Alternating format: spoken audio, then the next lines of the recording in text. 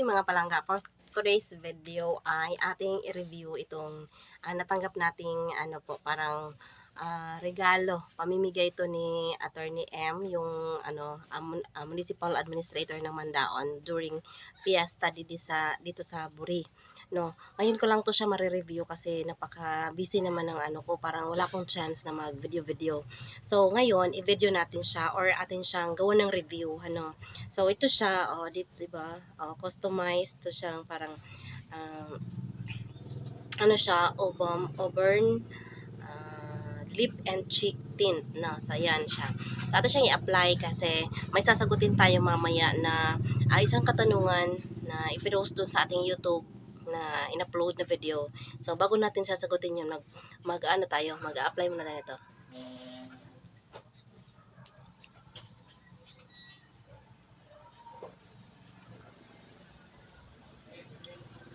Minindot kayo siya mga palangga eh. Diba ang ganda? Gusto ko very red, char. Oh, red na red, no. Mabango. Mabango siya, tapos parang feeling mo, hindi siya magiging, yung parang, parang magiging makapal yung labi mo, at saka parang hindi mo mafe-feel na parang, parang anong tawag doon? Yung, parang nagmaraba, naguga sa Tagalog di yung parang siya doon, parang nahirapan ako, yung parang siya doon, parang nag-dry dito sa sa top mo, kasi may binili kasi ako sa TikTok na parang maganda din naman siya. Ang tawag doon ay ang doon is parang matte siya, tapos pa mafe-feel mo na parang kumapal yung pakiramdam mo, tapos feeling mo dry na dry yung parang mabigat ng ganon. Pero ito siya parang napaka-light lang, mabango pa siya, tapos di ba? Ganda siya gamitin. Di ba? Ay, thank you so much Attorney M sa imuhang parigalo during sa among fiesta. Thank you so much. Yan, so ngayon, since nakapag lip tint na tayo, so ang atin namang gagawin ay sasagutin natin yung katanungan ng isang nag-comment dun sa ating uploaded video dun sa ating YouTube channel. Ang tanong po niya ay ganito: Hi po ma'am, makakakuha po ba ng TOR kahit undergrad lang sa college? Ayan po yung kanyang katanungan. So, sasagutin natin ito siya.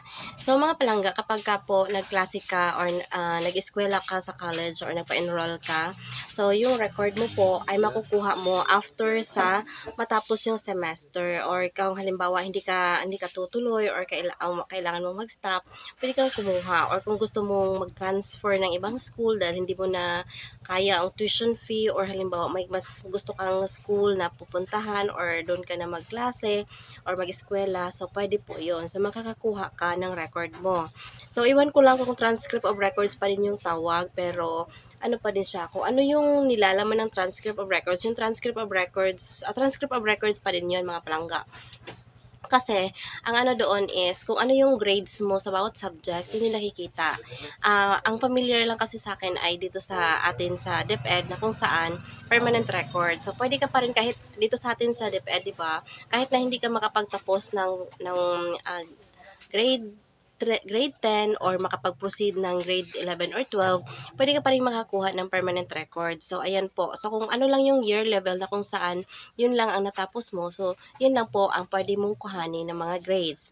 Pero ang katanungan niya ay dun sa college. So, ang akin naman is, pwede ka pong kumuha ng record mo dun sa college as long as po bayad ka sa lahat ng mga obligations mo.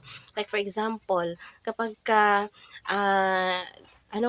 bayad ka sa mga tuition fee mo, wala kang utang dun sa tuition, tapos cleared ka, wala kang mga obligations. So, di ba may clearance tayo sa college? Unlike ngayon, dito sa atin sa high school, so hindi na po implemented yung pagkakaroon natin ng clearance. Dati kasi, during my time, may clearance pa kami. Hindi kami pwedeng makapag-enroll or hindi kami pwedeng i-enroll dun sa next level na kung saan dun kami magpapa-enroll kapag hindi kami makapag-present ng aming clearance. So yun po dati. So sa ngayon kasi nga sa DepEd, diba, mas gusto niya yung parang parang maganda, maging smooth lang yung yung pamamalakad, yung parang yung buhay ng mga estudyante ay lalong mas maging easy.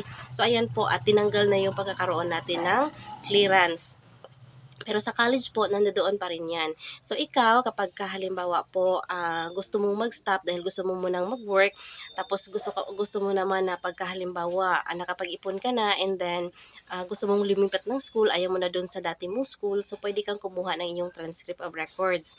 So, kung ano lang yung mga subjects na nakuha mo, yun lang din po ang grades or ratings na makukuha mo.